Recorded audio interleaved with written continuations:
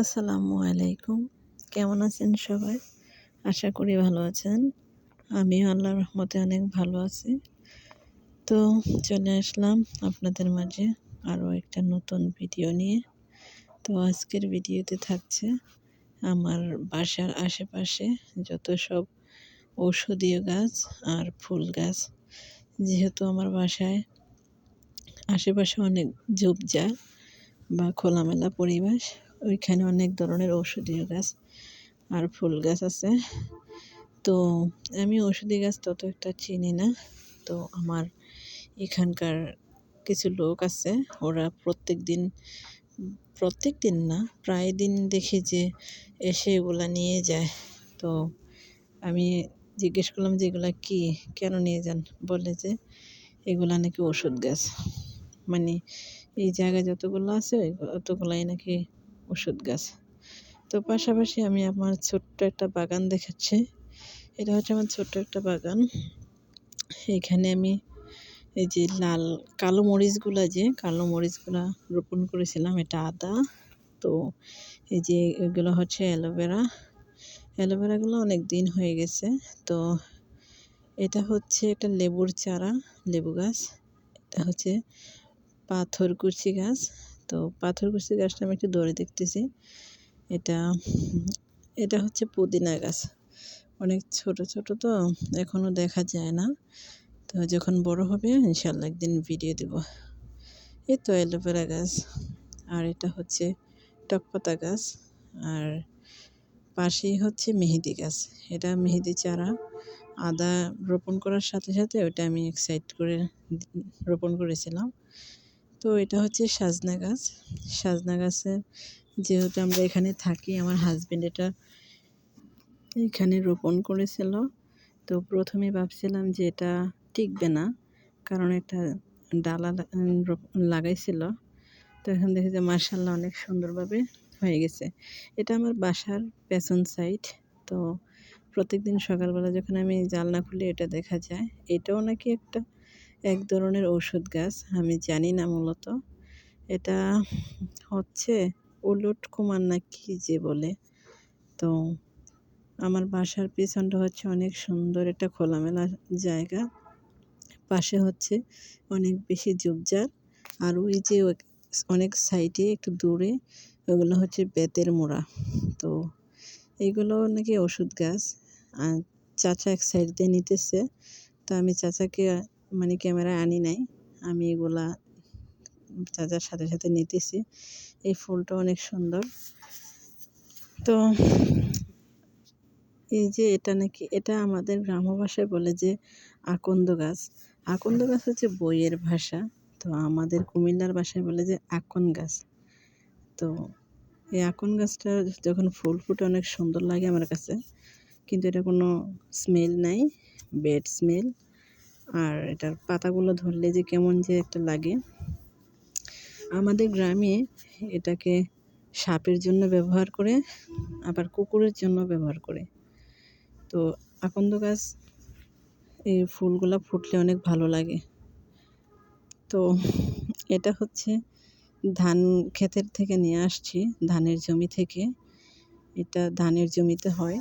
আগেকার দিনে নাকি আমার মা চাচিরা বলতো যে এগুলা নাকি ধন্দা গাছ। তো ভিডিওর মাঝখান দিয়ে আপনাদের জন্য বেলি ফুল নিয়ে আসলাম।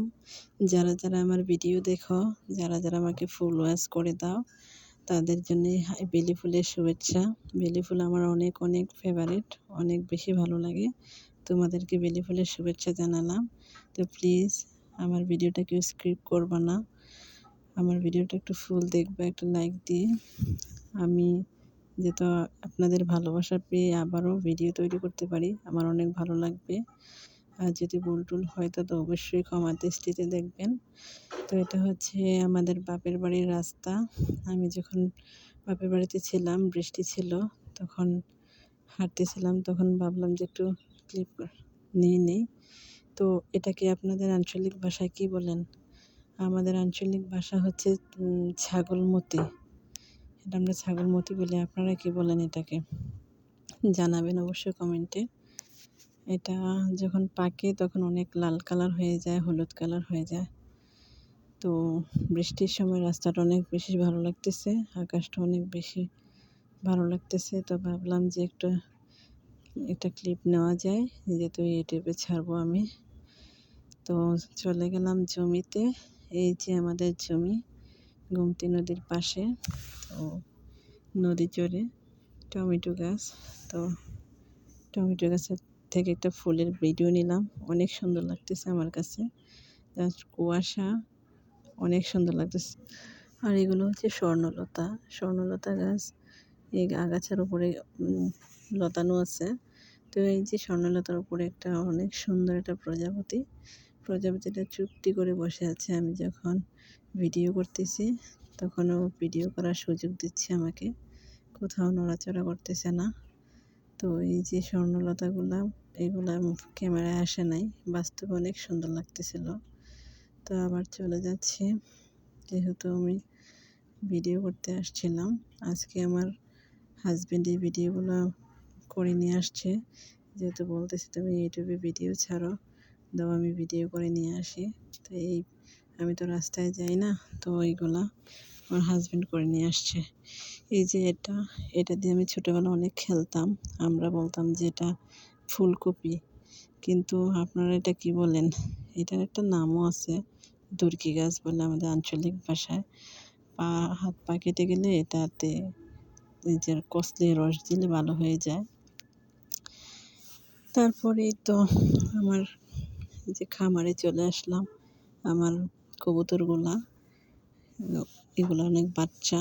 তো এগুলা দেখি যে ওড়ার চেষ্টা করতেছে, তো সেই জন্য একটু ক্লিপ নিয়ে নিলাম।